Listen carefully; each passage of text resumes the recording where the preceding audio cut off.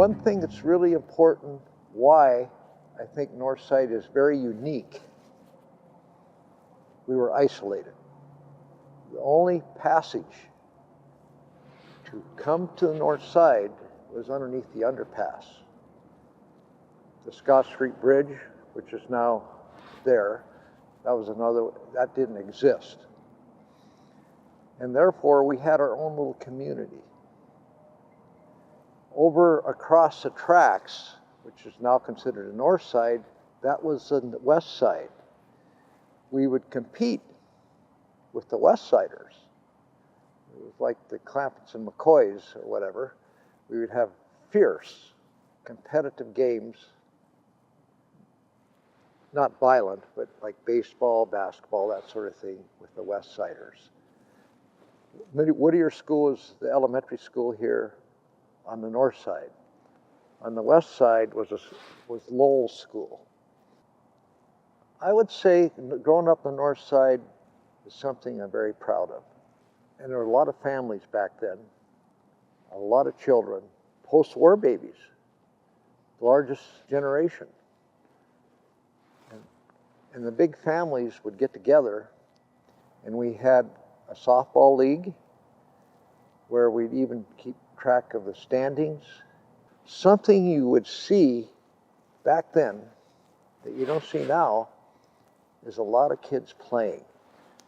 You drive by Northside, the basketball courts there'd be kids like myself playing basketball. The parks and recreation, I wish they would get back to that. They would have the parks open. There'd be a supervisor there, like a teacher, summer job, or like Bill Roshoven, a principal, and they would have equipment you could check out. Ping pong, horseshoes, volleyball, basketballs, softballs. You'd check them out, and then you'd bring them back.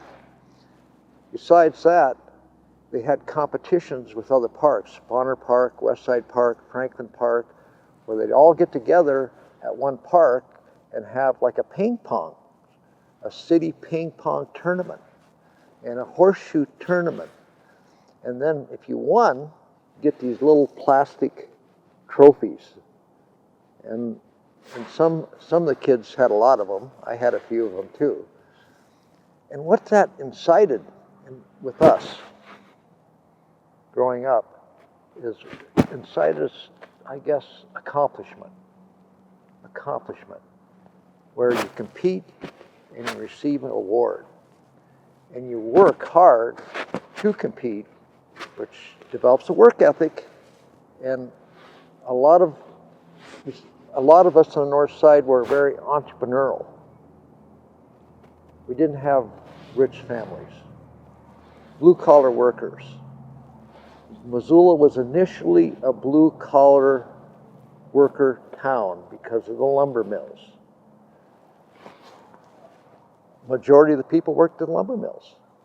They were the big economic push. My dad, hey Dad, can I have an allowance? I didn't even know what it was. Somebody told me what an allowance was. He looked at me and goes, I'll let you have another allowance. I'll let you eat another meal here. What did I do? At 12 years old, I went out and got a paper route. And the Schaefers over here, there were like 13 of them, they would sell popcorn at the softball games. The adult softball games are played at night under the lights, where they sell popcorn in little bags to help pay for them. The Bazettes would sell papers and had paper routes. And so I guess because we weren't very rich, we had to find our own way to make money, especially my family, which didn't give me any monetary money or allowance. So the paper route was a good start to develop a good work ethic. My family moved to the north side when I was in the 4th grade. And that was in 1959. And then I went to Whittier School, and right away I noticed some kids playing at the softball field, and I went over to talk to them, and there were like 4 of them, the 4 Schaefer brothers. I was very interested in baseball. I couldn't read, and I learned how to read baseball cards, and that's how I learned how to read. and the Schaefers were into baseball. And so I got along with them very well. And besides the baseball, the Bonds and the Frelichs, we'd be involved in playing sports. And we used to collect baseball cards. When I had a paper route, I spent a lot of money on Topps baseball cards. Usually I wouldn't eat the gum, it was too much. And then we'd have this big conference where we'd get together at somebody's house. We'd bring our baseball cards and we'd trade. And we'd even buy cards. Hey, I don't have Mickey Mantle. Can I buy that from you? How much you want for it? Oh, a quarter or whatever. And you have to understand, growing up, gas was 35 cents a gallon or 30 cents a gallon. Not like it is now. So a quarter was a lot of money. A quarter was a lot of money. Paper route, $2 a month for the Missoulian. That's how much the customers had to pay. So baseball got us together, and then we had 5 people on a team, a softball league, where we divided up into sections. This part of Northside had this team, that side had another team, and this team and that team, and we had a league. And when you played softball, of course there's supposed to be 9, we'd play with 5. We would say that if you hit it on this side of second base, you're automatically out. So there was a whole infield and outfield on one side of the base and the first baseman and so on. And one of the Schaefers, his name was Kent, would keep track of all the batting averages, all the wins, home runs, whatever. And he ended up being a writer, a sports writer in Cut Bank. And many of us, because of our influence in what we played sports on the North Side, became coaches.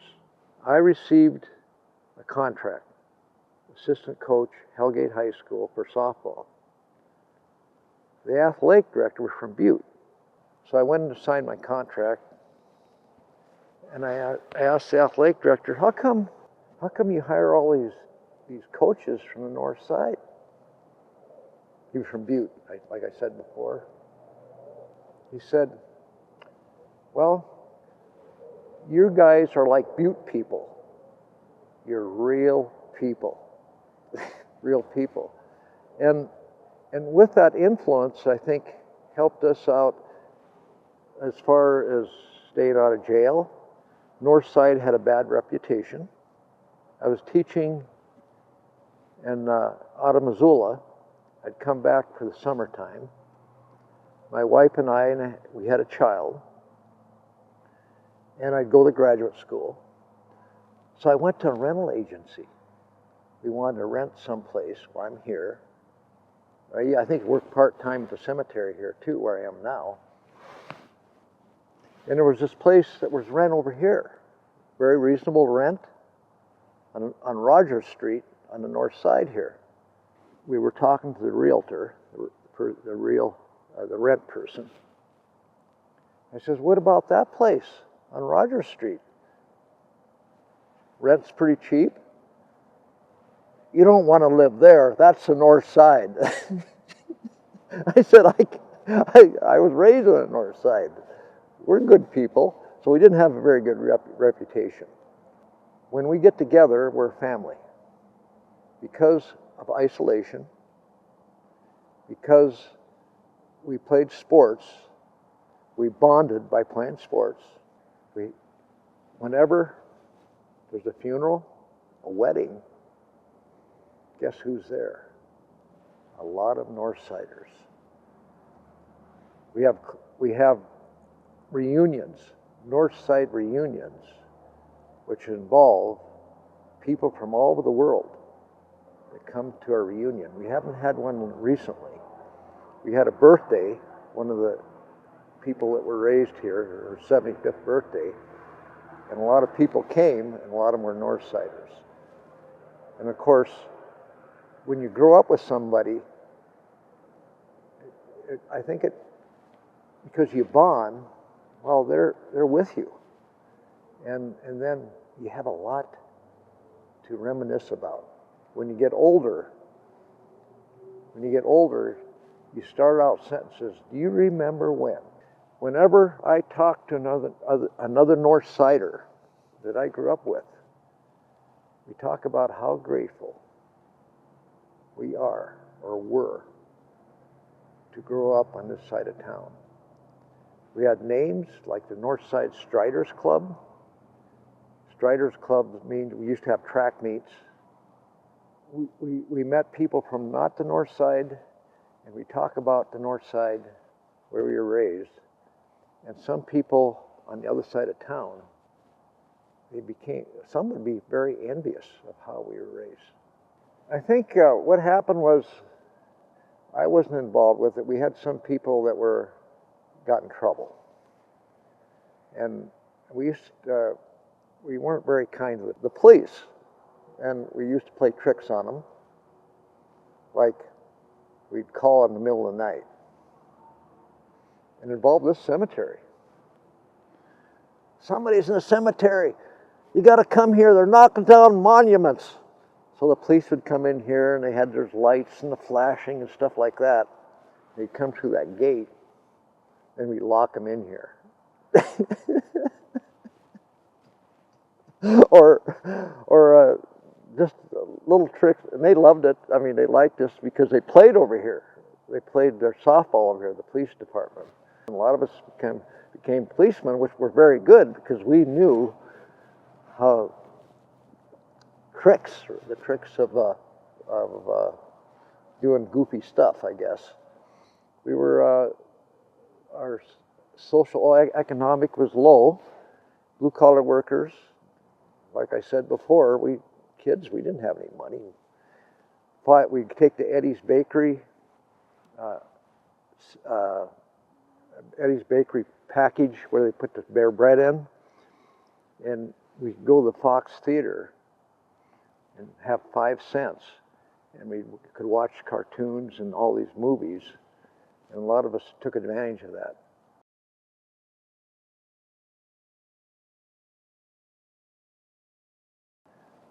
Well, we had two over here. We had two stores. One was called Schaefer's Market. The Schaefer's, the popcorn people, the big family, they bought it. Fragnito's. Fragnito's owned it, and then they sold it. But that was a real important place to go to meet people.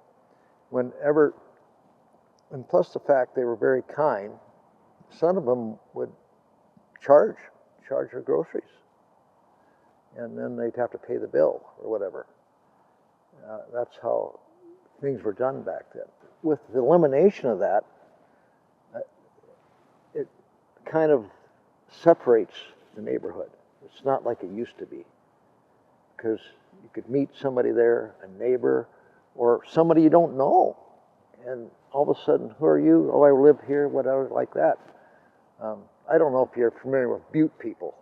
Butte people, I mean, they know each other. You mention one name in Butte, and they'll say, oh yeah, I know him, he's, blah, blah, blah. Not in Missoula, used to be like that in the North Side.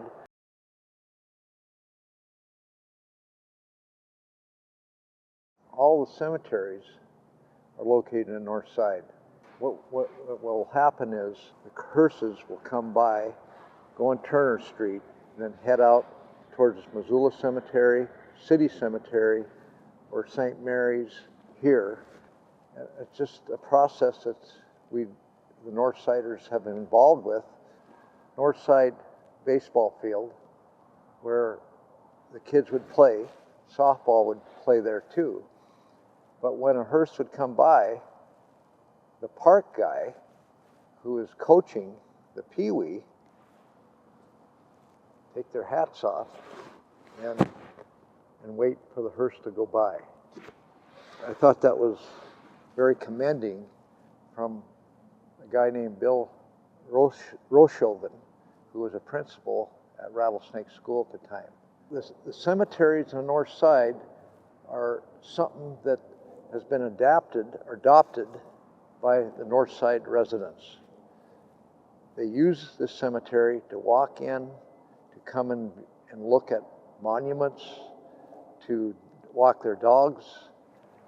Well, this is the St. Mary's Catholic Cemetery.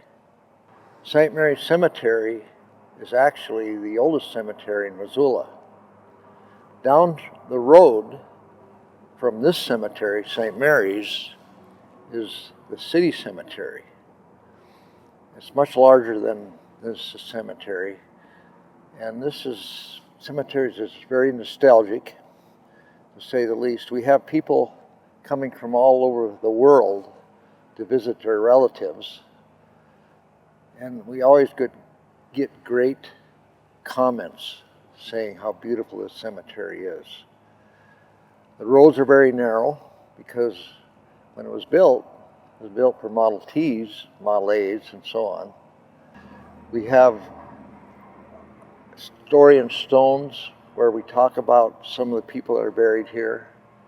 I like working here simply because it's very serene. I used to be an educator, and I'd come here and work during the summertime. Quite a contrast.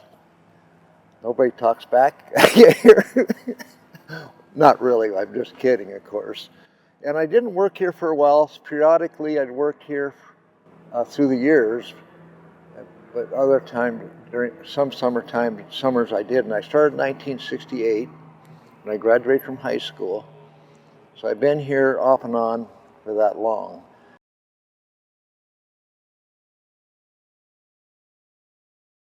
Because it took up the whole west side of Scott Street. 350 people work there. That's a lot of people. I would say 10 to 20% actually lived on the north side. It supported families. I worked there when I was a junior in high school in 1967. I got paid $2.25 an hour. Incredibly, as a kid, a junior in high school, that was a lot of money back then. I was making as much as people working there with families, supporting their families, at $2.25 an hour. So I worked there, and I worked in rip and cut, they called it. And what they would do is they had saws that popped up. These boards would come through, and they'd cut them in different lengths. They'd throw them on a belt. The belt would be moving. The long boards would be taken off and put in a different area, stacked up. The short boards, now they make window frames and door frames. That's what the white pine sash did. So they'd get on a belt, and the short boards, the belt would put them on this table, this round table. And I got assigned this round table. It'd go round and round, it had different colors, it had an edge on it, and you'd have to take the little board and measure it, and then stack it where it's supposed to be stacked. Well, the first week, I'd lay in my bed, that round table. and I was a junior in high school. I was working among adults. A buzzer rang. All these people went near this Coke machine over there. They sat down.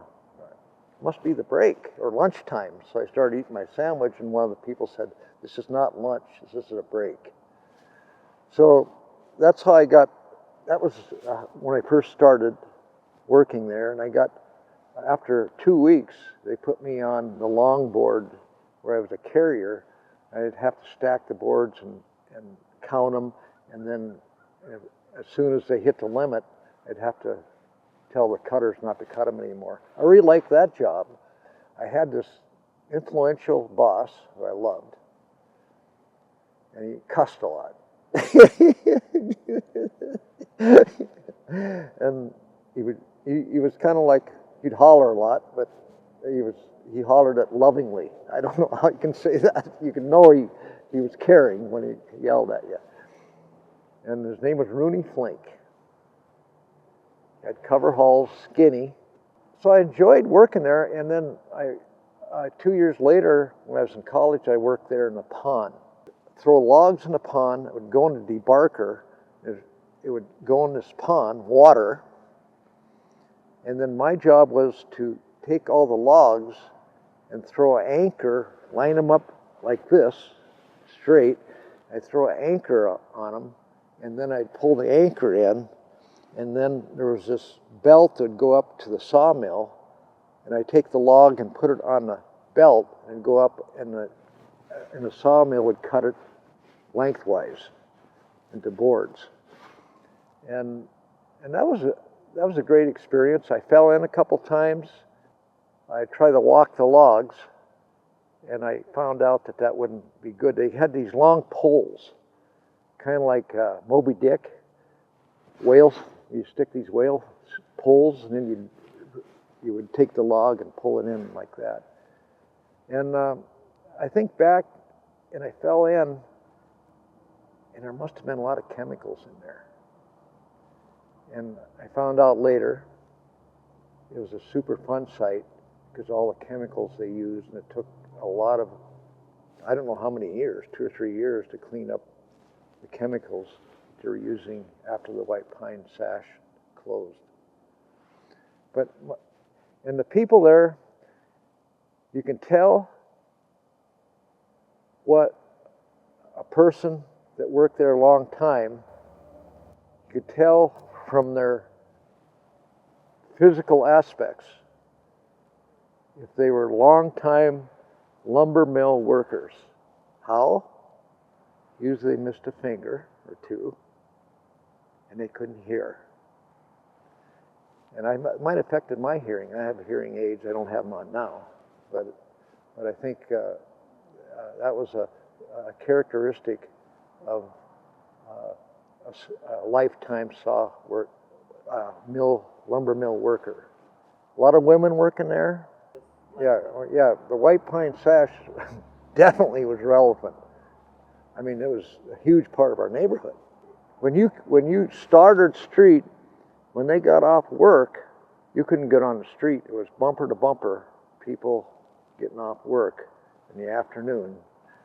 Like I said before, the only way to get here was the underpass.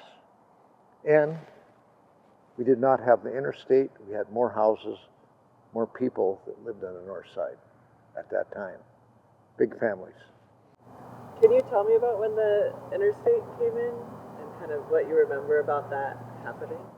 Yeah, I was a sophomore in high school, and of course it was under construction. And we were pretty upset about it because we had a sled hill up there. And we'd go way up. I mean, that hill there, that's a long ways up. And there were the 2 little bumps, and we'd come down that, I don't know, we must have been 60 miles an hour, I don't know. So they took that away.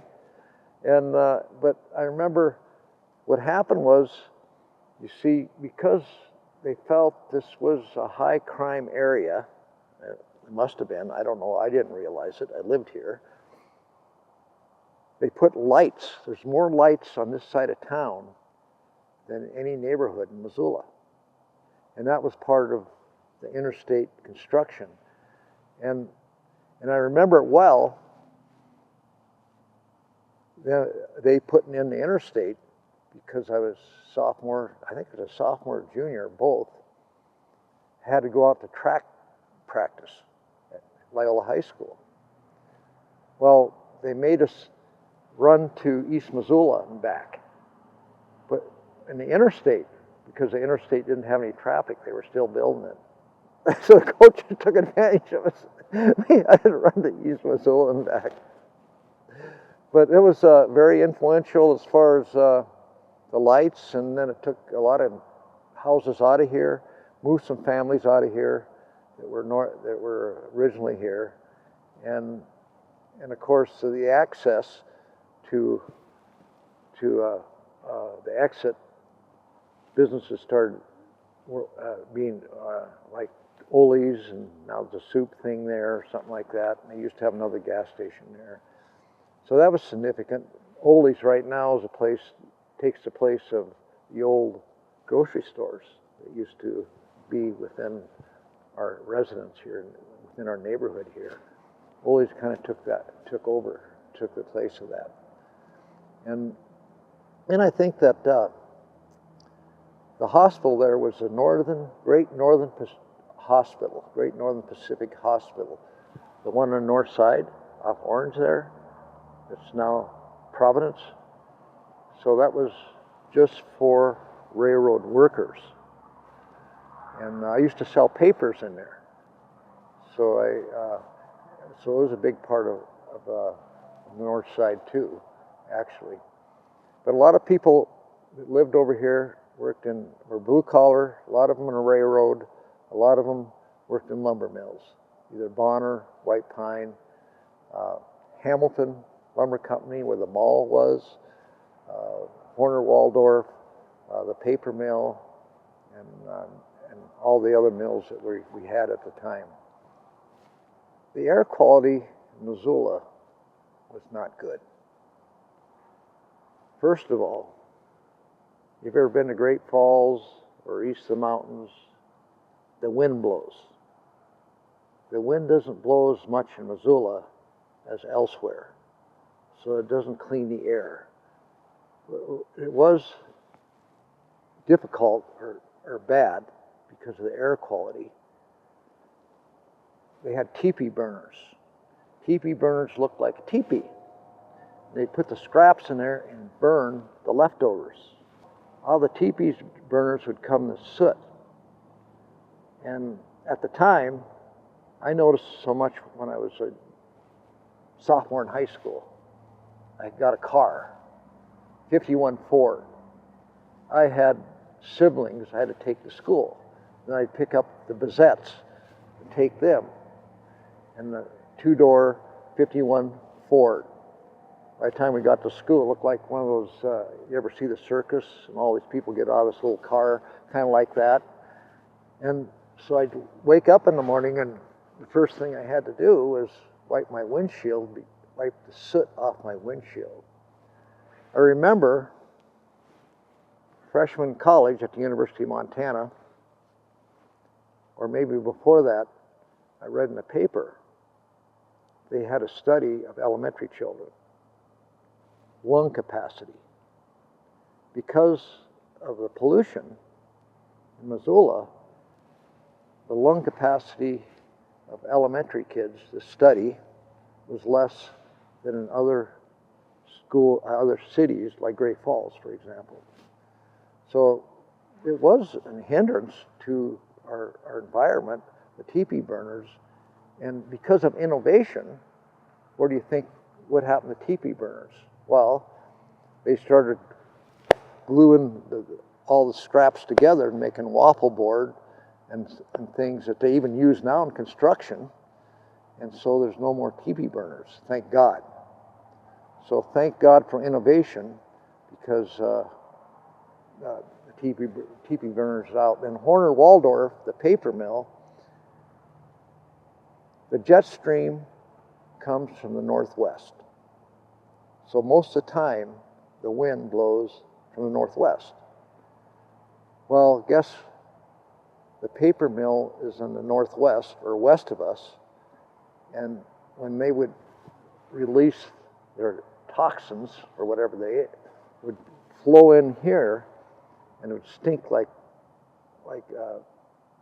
gas, or it had the smell that was not very good.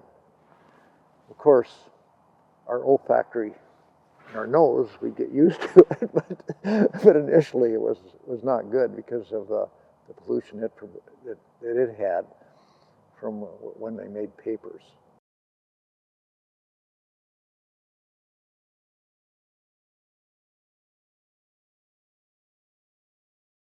Well, historically, our society, Montana, was built on blue-collar working people. Example, University of Montana. Where did that originate? Deer Lodge. There's a little building in Deer Lodge where the college started. The people of Deer Lodge had to vote whether they have the prison or the college. They voted to have the prison. What are we going to do with this college? They moved it to Missoula. That's how actually the University of Montana started, which was the academic part of it. But Missoula, my gosh, it was lumber, lumber, lumber. It was railroad, railroad, railroad because of the transportation. Where we're going to load the logs up, the railroad.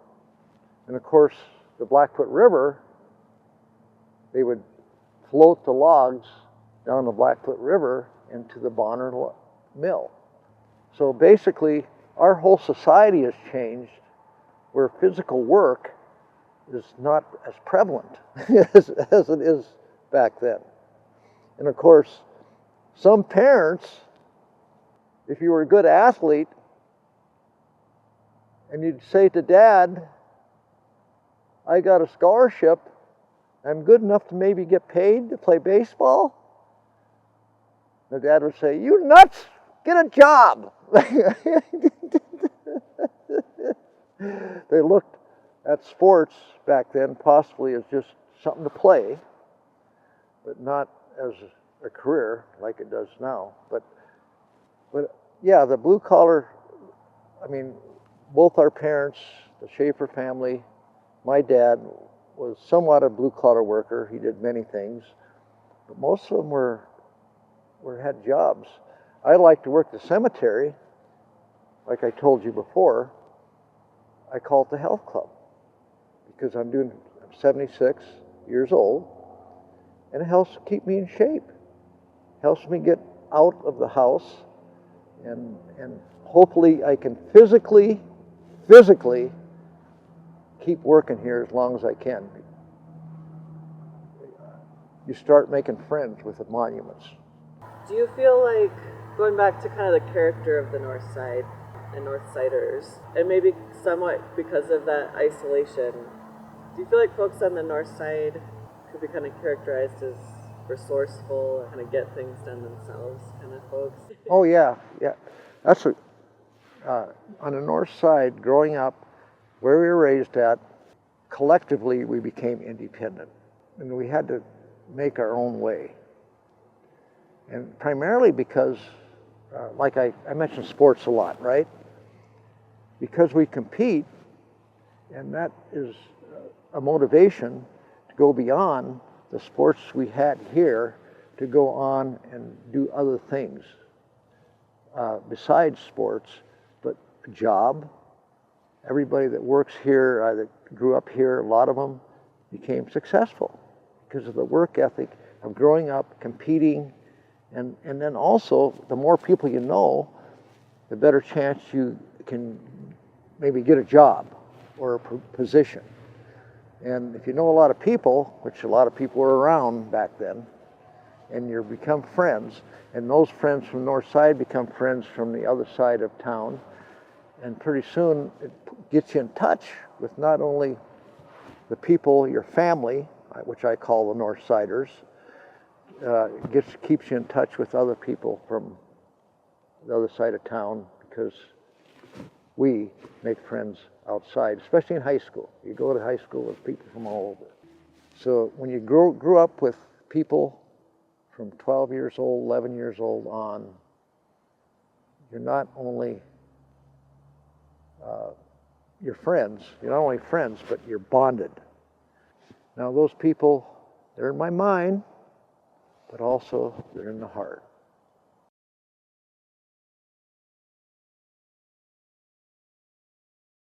The value is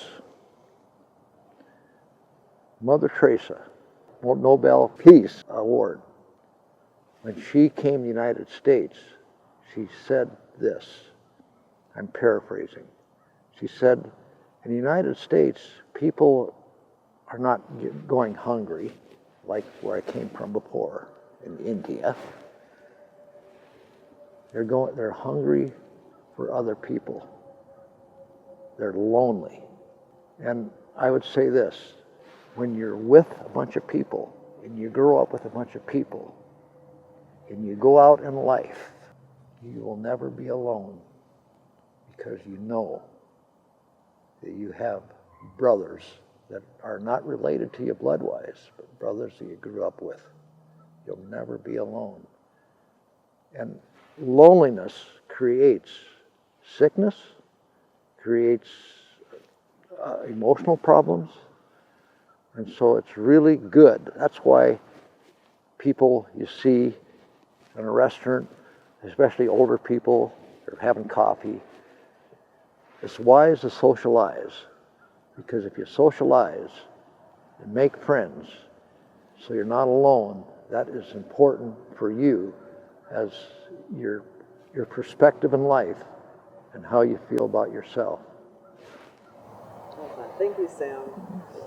Anything else that you want to share just about the North Side, growing up here? And I think about it every day, especially when I come here. I look around. I remember I was over there as a kid and over here as a kid, and that sort. So it keeps me enthralled in life, and it makes me happy to be alive. And I come here, and because of the activities and where I grew up, it right away puts me in a positive light. And I can leave, and whenever I feel down, I can come here and feel better. And having joy, you know what creates joy? Laughter.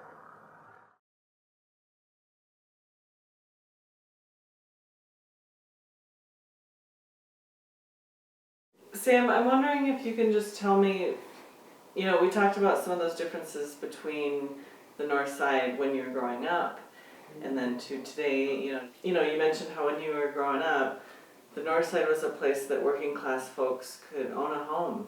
Mm-hmm. And it was accessible for working class, even with a single income in a household. How do you think that's changed to the reality of today? Both for North Side and just in general? Oh, I think it's very difficult for young people to purchase a house, obviously. And I did some research on it. $147,000 the household has to make in order to buy a house in Missoula, Montana. $485,000 is the median price for a house in Montana, or in Missoula, Missoula, Montana. And people don't make that much money here. The majority of the residents in Missoula, Montana, I'm sorry, had a daughter, bought a house in Hamilton. She makes almost $90,000 a year, and they're capable of doing it. And they had a difficult time buying a house, even with a good down. And what she did was very intelligent. The house was being built. The contractor, she wrote a letter.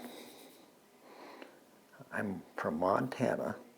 I have one child, and I have one that's going to be born. And with that letter, he actually sold it to her with a lesser price than he could have got for it. A technique that she used. We have so many people buying houses from out of state. The people from out of state can afford it, which is raising the price. Plus, 2 years ago or 3 years ago, Missoulian article, kids coming back from school wanting to rent apartments. There's only 2 available in Missoula, Montana. So the rentals, we don't have enough rentals in Missoula. Maybe we do now because the building has increased. So that's my perspective on it. It's a concern. The variance in what people make here, they don't make enough money to buy a house in Missoula, Montana. Hopefully that will change. I just hope that we can make Missoula livable for the young people. There has to be a way that people can pay for housing where they don't have to have 2 people working and giving 50 to 70% of 2 people working to pay the mortgage. That's what's happening here, obviously. And I hate to say this, I'm going to say it. It's hard to parent. It's hard to be a parent and raise your kids when you have to be concerned about going to work and then daycare. Now that's another issue. My gosh, oh my God. $1,000, $1,500. And I think that's a big concern, and paying daycare workers adequate amount of money because they're actually raising kids. And so to summarize this, I feel that they got to get better pay, maybe have the idea of some politicians is to provide a good down payment on a house, or provide houses that's affordable. Just provide houses that are affordable for the younger people, the people that are working. I did some research on renters. Renters make an average, a median is $27,000 a year that rent in Missoula, Montana. A little research there. Northside, but one thing, the old Northside, they're not building. One thing is very unique about it. No tract homes. You walk on the west side, which is across the tracks, or other areas, and every house is different. Every house has its own character. The best neighborhoods to walk in are not the ones that the houses look the same. The best neighborhoods to walk in, especially on the north side, is the ones with character. All of them are different, and different people live in them. One thing that I mentioned that I thought was very unique about the north side and how close we are is Whittier School. I think they still do this. So they have this big projector. And they have a movie. Northside community goes to it. It's against the Whittier School wall. I don't know how they do that. It's at nighttime. And they used to have that. I don't know if they still have it. But things like that unite people. Neighborhood councils. My mother was the first one to start the Northside Neighborhood Council. And they were the first ones too. They were the organizers of the Paparello, which was back then was just to feed people. And of course, it's grown way beyond that now. So I came from a family that was very passionate. We had people living with us, whole family living in our camper. And hopefully, and you kind of see that in Old North Side now. You see these free food places, free books, that sort of thing. I think that is tremendous stuff, good stuff that's occurring. And still, I believe this too, it just came to my mind, that, I like to point, but anyway, is that because of that, because of we're still isolated, the tracks, not to the extent we were, but we're still isolated, where Old North Side still has that connection. Not like it used to, but still has that by the evidence. Like I said, free food, books, that's garden, neighborhood garden, still has that to some extent. And that's what people need people.